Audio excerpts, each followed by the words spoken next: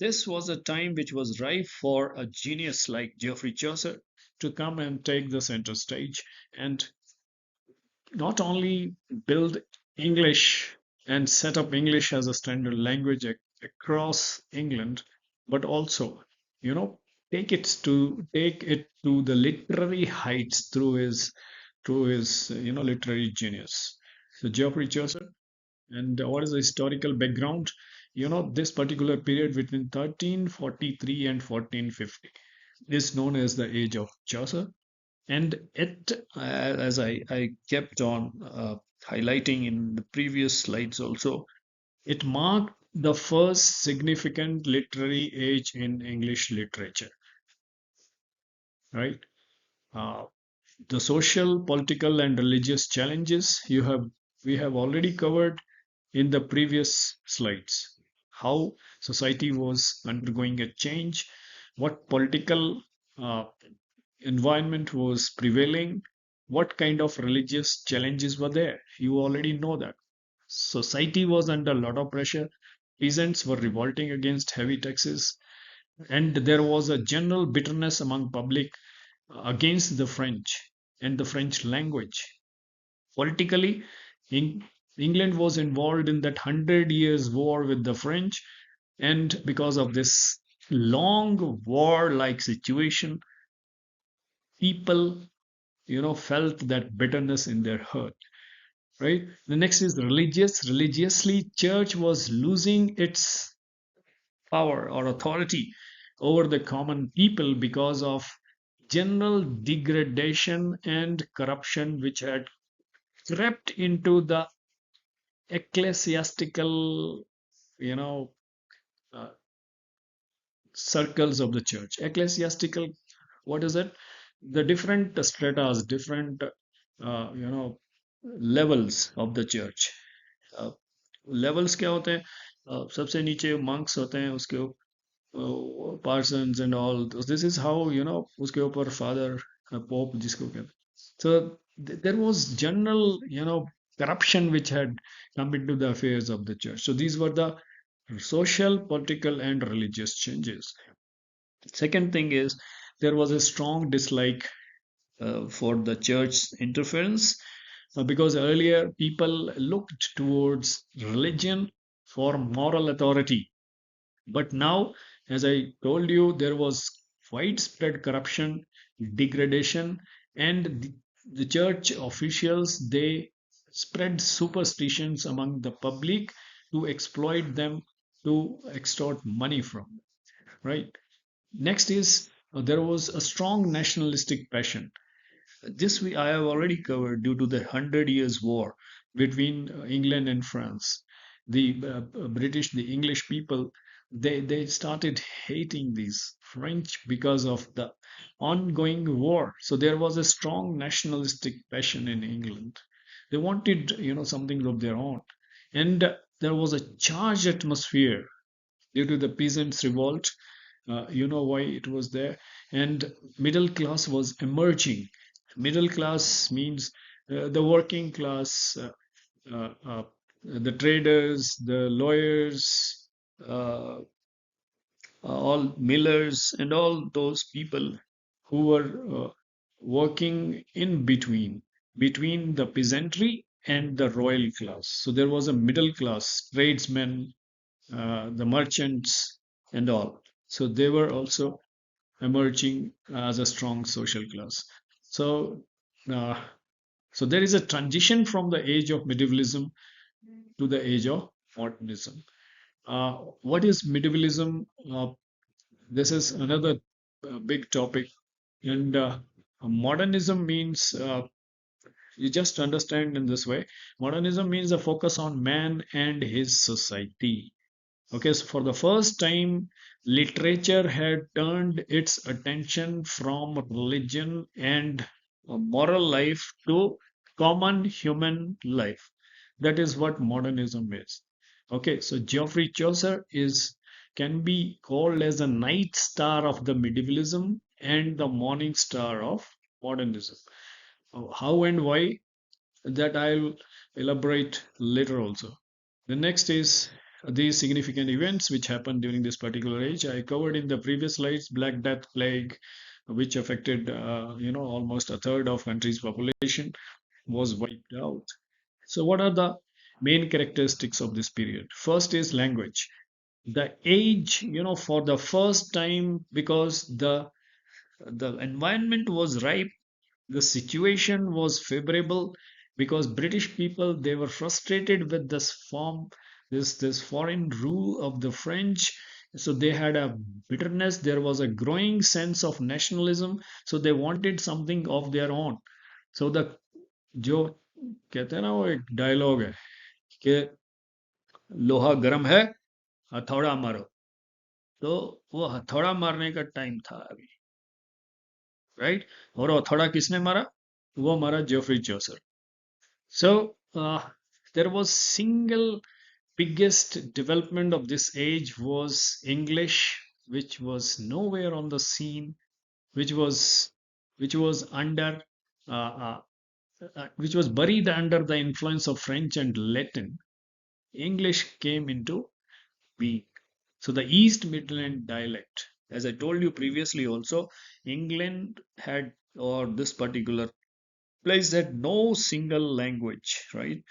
Different dialects were spoken in different parts of England: East Midland, West Midland, North Frisian, Northumbrian, and South Frisian, right? So now, for the first time, East Midland dialect became the accepted form of standardized English. पहली बार जो था, एक standard English बनने की तरफ जो था वो एक शुरुआत हुई. और किस चीज को बनाया गया? The east Midland dialect. और कौन था उसको करने वाला? The great Geoffrey Chaucer.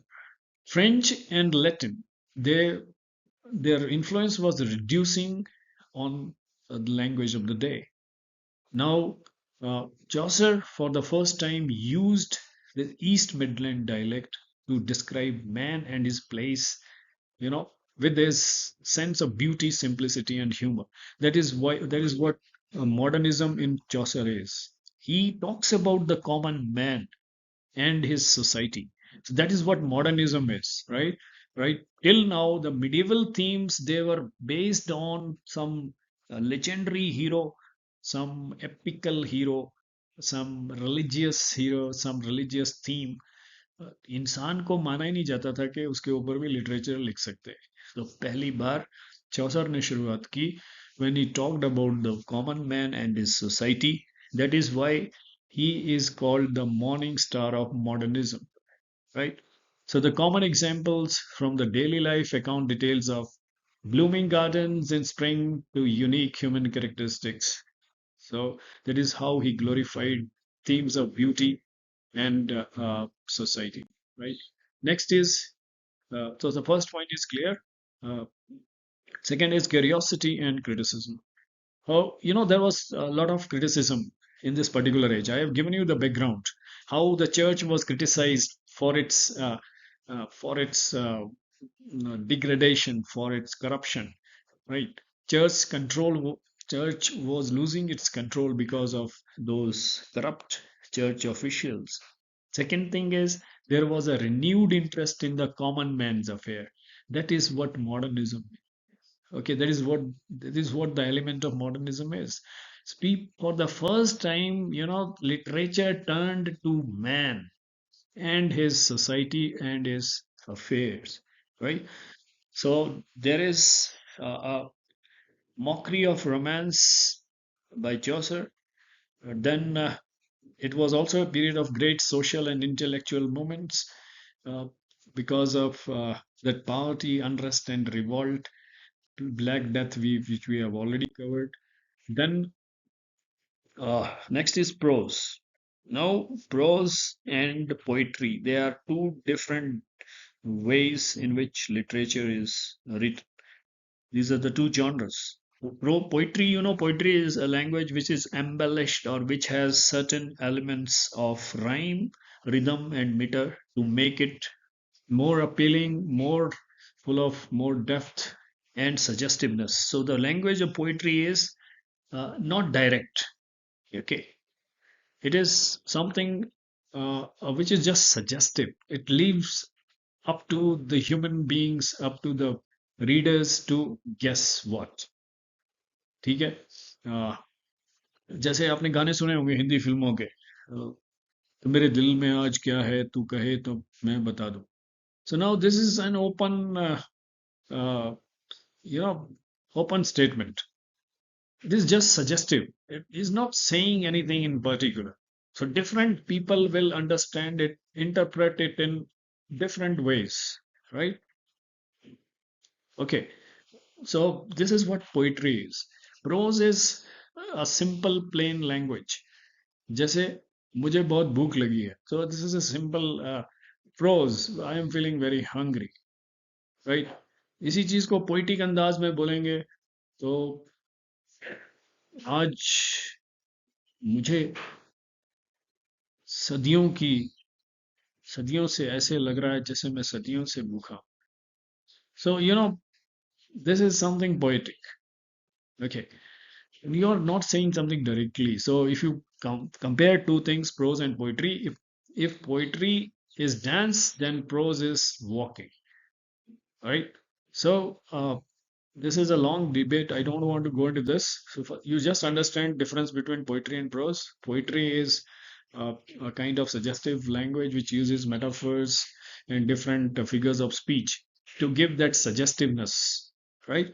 Prose is a simple plain language which you and I use. जैसे आप letter लिखते हो, that is written in prose, right? गाना सुनते हो, poetry, right? So अब prose के अंदर भी there was a lot of interest. Prior to this, there was only poetry, right? Then the prose writing was both original and individual. खासकर जो Thomas Mallory, he wrote King Arthur, and uh, Geoffrey Chaucer, he has also written some prose like John of Trevisia and John Wycliffe too. So there was revival of prose as well. Poetry, this age saw the birth of English poetry. तो आप बोलोगे कि उससे पहले क्या था? उससे पहले इंग्लिश थी ही नहीं. जब इंग्लिश थी ही नहीं तो इंग्लिश पोइट्री कहाँ से होगी, right? So in Chaucer's age, poetry continued to flourish and assumed to an unparalleled position. और जो noted poets हैं इस एज के, तीन नाम मैंने पहले भी बताए थे: Geoffrey Chaucer, John Gower and William Langland, right? So different forms of poetry were there: narrative, descriptive, and Chaucer himself wrote narrative poetry, kind of social satire. And उनका जो Canterbury Tales है, which is there in your course also in poetry section that we'll be going through. And Chaucer जो है पहली बार एक नया एक stanza, 7-lined stanza क्या होता है? जैसे प्रोज में, ऐसे में पैराग्राफ होता है, a group of lines which describe an idea. Similarly, in poetry, there are stanzas. Stanza means a group of lines which express one particular thought, feeling or idea. इसको बोलते हैं stanza. Prose में paragraph, poetry में stanza. तो इन्होंने एक rhyme royal करके एक इंट्रोड्यूस किया था, 7-line stanza, जिसकी राइमिंग स्कीम है ABABBCC. इसको कैसे लिखते हैं राइम स्कीम को? I will be covering it in a separate class. Some of you may be knowing also. Okay. Then if you talk about Chaucer's writings, then Chaucer, he has written in all the three languages, in French, Italian as well as English. But his masterpieces, this masterpiece, the Canterbury Tales, was written in English. In French, he has written allegories using octosyllabic couplet. ये क्या बीमारी होती है ऑक्टोसिलेबिक couplet? ये भी मैं I will be covering it in the subsequent classes. Roman de la Rose. And Italian में भी लिखा है the Parliament of Fools, Troilus and Cressid, Boccaccio, and the Legend of Good Women. So these are the works of Geoffrey Chaucer.